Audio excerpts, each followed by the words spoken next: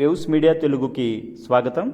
వినుకొండ నియోజకవర్గం ఈపూరు గ్రామంలో 10 కోట్లతో నిర్మించనున్న కోల్డ్ స్టోరేజీకి రాష్ట్ర విద్యుత్ శాఖ మంత్రి గొట్టిపాటి రవి, ప్రభుత్వ చీఫ్ జీవీ ఆంజనేయులు బుధవారం శంకుస్థాపన చేశారు. రైతులు పండించిన పంట ఉత్పత్తులను నిల్వ చేసుకునేందుకు ఉపయోగపడే కోల్డ్ స్టోరేజీని రైతులు సద్వినియోగం చేసుకోవాలని వారు కోరారు. అనంతరం సొసైటీ చైర్మన్ విడుమలపాటి హనుమయ్య ప్రమాణ స్వీకార కార్యక్రమంలో పాల్గొన్నారు. కార్యక్రమంలో జీడీసీసీబీ చైర్మన్ మక్కిన మల్లికార్జునరావు, నాయకులు, రైతులు, గ్రామ పెద్దలు పాల్గొన్నారు. రైతులకి తక్కువ ధరలో కోల్డ్ స్టోరేజ్లో పెట్టుకోవడం చాలా అవసరం. రైతులు గిట్టుబాటు ధర లేనప్పుడు కోల్డ్ స్టోరేజ్లో పెట్టుకుంటూ ఉంటారు, మళ్ళీ రేటు పెరిగినప్పుడు అమ్ముకుంటూ ఉంటారు.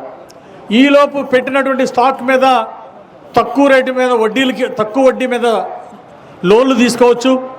ఆ విధంగా మన సొసైటీతో ఈపూరు సొసైటీ ద్వారా చక్కగా ఒక మంచి కోల్డ్ స్టోరేజ్ నిర్మాణం చేపట్టినటువంటి సొసైటీ అధ్యక్షులకు, సీఈఓకి, అలాగే జీడీసీసీ బ్యాంకు చైర్మన్ మక్కన గారికి నేను హృదయపూర్వక అభినందనలు తెలియజేస్తున్నా. ఒక నెంబర్ 1 కోల్డ్ స్టోరేజ్ ఇక్కడ నిర్మిస్తున్నందుకు. ఇలాంటి కోల్డ్ స్టోరేజ్లు ఇంకా చాలా తీసుకురావాల్సినటువంటి అవసరం ఉంది. మనకి ఈ కోల్డ్ స్టోరేజ్ల వల్ల చాలా ప్రయోజనాలు ఉన్నాయి. భవిష్యత్తులో ఇలాంటి కోల్డ్ స్టోరేజ్లు ఇంకా కట్టాలని జీడీసీసీ చైర్మన్ మక్కన గారిని కోరుతున్నా. ఇంకా కొన్ని కోల్డ్ స్టోరేజ్లు కట్టండి అవసరమైన కాడ. ఎందుకంటే మినుములు అంటే కొన్ని స్థలాలు ఉన్న కాడ ప్రభుత్వం ద్వారా సహకారం అందిస్తాం.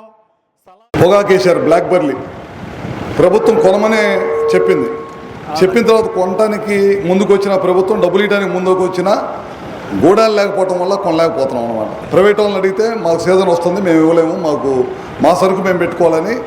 ఆ ఇబ్బంది ఏందో ఈ సంవత్సరం చాలా పెద్ద ఎత్తున చూసాం. డబ్బులుండి ప్రభుత్వం పొగాకు డబ్బులు ఉండి అన్నీ ఉండి కొనమన్నా సరే కొని మనం దాచిపెట్టడానికి గూడాల్లాక ఇబ్బంది పడ్డాం.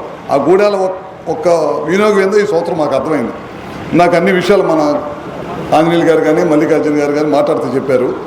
ప్రభుత్వం అధికారంలోకి వచ్చి సంవత్సరం 4 నెలలైంది. ఇచ్చిన మాట ప్రకారం అన్ని కార్యక్రమాలు చేశాము. పెన్షన్లు అయితే చాలా పెద్ద ఎత్తున చేశాం. దాదాపు 63 లక్షల పెన్షన్లు ఇస్తున్నాం. 33,000 కోట్ల రూపాయలు ఖర్చు పెడుతున్నాం పెన్షన్ల మీద. నాకు తెలిసి భారతదేశంలో ఏ రాష్ట్ర ప్రభుత్వం ఖర్చు పెట్టలేనంత అన్ని డబ్బులు పెన్షన్ల మీద ఖర్చు పెడుతుంది. ఈ మధ్యకాలంలో దాదాపు భర్తలకు పెన్షన్ వస్తా భర్తలు చచ్చిపోతే భార్యకి ఇవ్వాలి. ఆ పెన్షన్స్ అన్నీ గడిచిన ప్రభుత్వం జగన్ ప్రభుత్వం వదిలేసింది. ముఖ్యమంత్రి గారి దృష్టికి తీసుకురాగానే దాదాపు ఒకే రోజు 1,10,000 మందికి పెన్షన్లు ఇప్పించాం.